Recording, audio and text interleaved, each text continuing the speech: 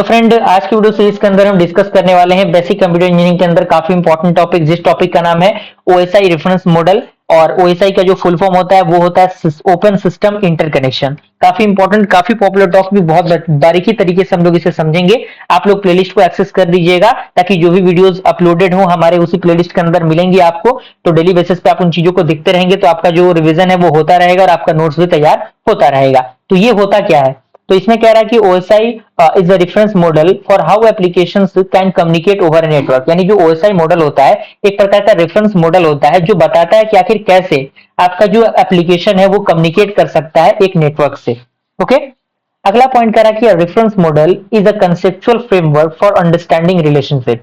यानी जो reference model होता है वो एक प्रकार का कंसेप्चुअल फ्रेमवर्क होता है किसको अंडरस्टैंड करने के लिए, जो रिलेशनशिप्स होता है उनको अंडरस्टैंड करने के लिए। अब हम फीचर्स की बात करें, features of OSI model. Features क्या होते हैं ओएसआई मॉडल के, तो इसमें सबसे पहला फीचर्स कह रहा है कि big picture of communication over network is understandable through this OSI model. यानी जो बड़ा पिक्चर होता है वो कम्युनिकेशन का जो नेटवर्क के माध्यम से आती है उसमें जो ओएसआई मॉडल होता है वो काफी बड़ा रोल प्ले करता है। अगला पॉइंट कह रहा है कि we see how hardware and software work together. यानी ओएसआई मॉडल की मदद से हम देख सकते हैं किस तरीके से आपका हार्डवेयर और सॉफ्टवेयर क्या कर सकता है, एक दूसरे के साथ वर्क कर सकता है। अगला पॉइंट कह रहा है कि we can understand new technologies as they are develop. यानी जैसे जैसे नई नई टेक्नोलॉजीज आ रही हैं वो किस तरीके से डेवलप होती हैं वो हम क्या कर सकते हैं ओएसआई मॉडल की मदद से क्या कर सकते हैं, समझ सकते हैं उनको, उनके जो प्रोसीजर्स होते हैं उनको।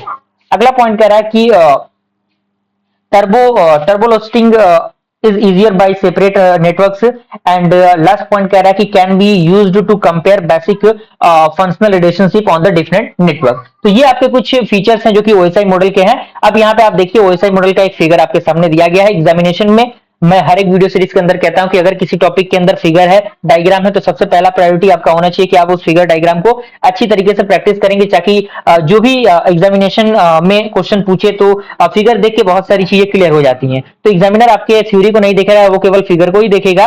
तो आप फिगर को जिस तरीके से फिगर दिया गया उसी तरीके से आपको बनाना है। सबसे नीचे आपका फिजिकल लेयर रहेगा, उसके बाद data link layer, network layer, transport layer, session layer, presentation layer, application layer.